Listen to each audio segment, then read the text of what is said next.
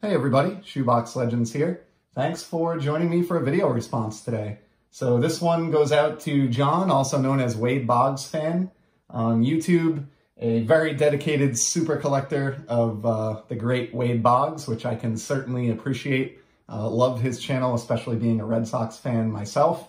And so John recently reached a really significant milestone of 400 subscribers. So congratulations, John. That is very well deserved and certainly an impressive number.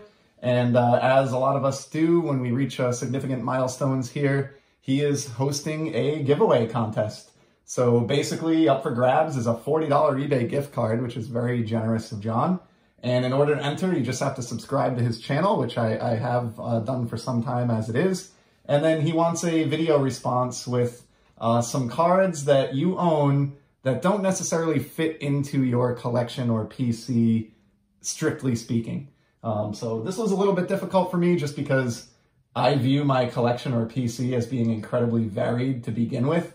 And I feel like I almost collect almost anything in a sense. But the approach that I took here is that for the most part, I collect baseball and hockey cards, and then maybe soccer to a lesser degree.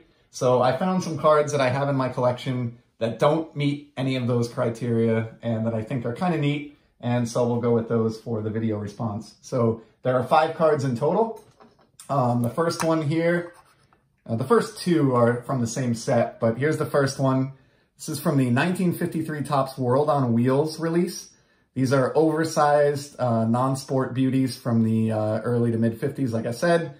And this one here is the Pierce Great Arrow. Not familiar with this touring car at all, but I just love the imagery on these, and they remind me very much of the 1953 Topps baseball set. They came out around the same time, they're the same size, and they actually even have very similar backs as far as the color palette goes to the 53s, which is one of my favorite baseball sets of all time.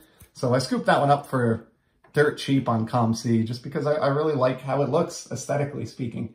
And to go along with it, I also have this Ford Runabout from the same set, which came out, the car itself came out a year after the Pierce Great Arrow that we saw a minute ago.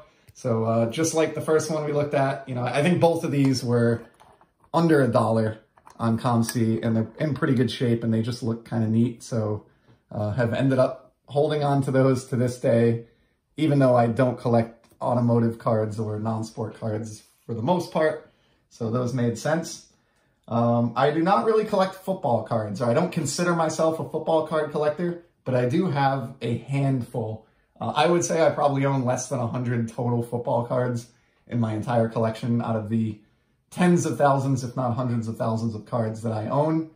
And this one is kind of neat. So I got this at a card show back in the day. It has to have been at least 10 years ago, maybe even close to 15 years ago now. And I like it because I'm a big New England Patriots fan.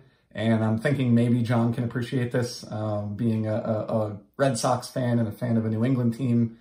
I'm not sure if he likes the Patriots, but even though I don't collect football cards, I do watch the Patriots faithfully every weekend during NFL season, have been to plenty of games in person, had a lot of great times up there at Gillette and even at Foxborough Stadium prior to that. And I got this one at a card show years back. Roosevelt Colvin, he was a good player for a few years, but he's not a household name with respect to modern football. But I just love this card because it features a portion of an authentic Super Bowl ticket stub, which was inserted into the card and autographed by Roosevelt Colvin. So normally I would not seek out this kind of thing, but I stumbled across this at a show and it was in a $5 discount box, and I just thought for $5, that's just too cool and something that I could see myself adding to my collection. So I did, and I've held on to it all these years, even though, like I said, not really a strict fit for what I collect. So I think that was an appropriate choice. A couple more oddballs here. So this is an Alan Ginter collectible canines insert. Don't really collect a lot of A&G minis, and don't collect this insert set or anything like that, but I picked this up because we have a French Bulldog, my wife and I. His name's Leo. He's a 4-year-old French Bulldog, awesome dog. You don't really see him on camera, but he's generally laying down in his bed just out of the view of the camera here in my home office and hobby room where I film my episodes. And so he's been awesome, and I just thought it was really neat to commemorate our pet on cardboard. So I picked up this mini, threw it in a mini one-touch holder, and I do display it in my office. I just think it's kind of a neat card, and something that's meaningful to me based on our awesome pet.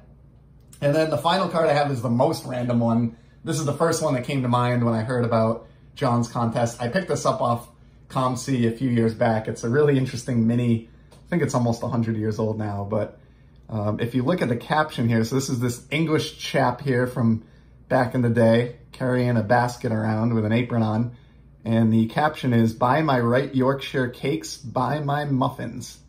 Why would I have a mini tobacco card of a cake and muffin salesman? I think a better question to ask would be, why wouldn't I want a mini tobacco card of a cake and muffin salesman?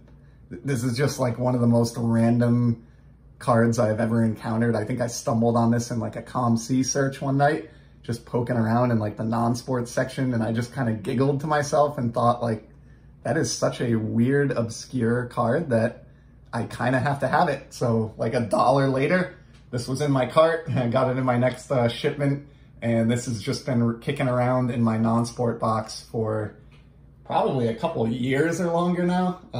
And so seemed like an opportune time to dust this one off and show all of you on the channel my Muffin Salesman tobacco card.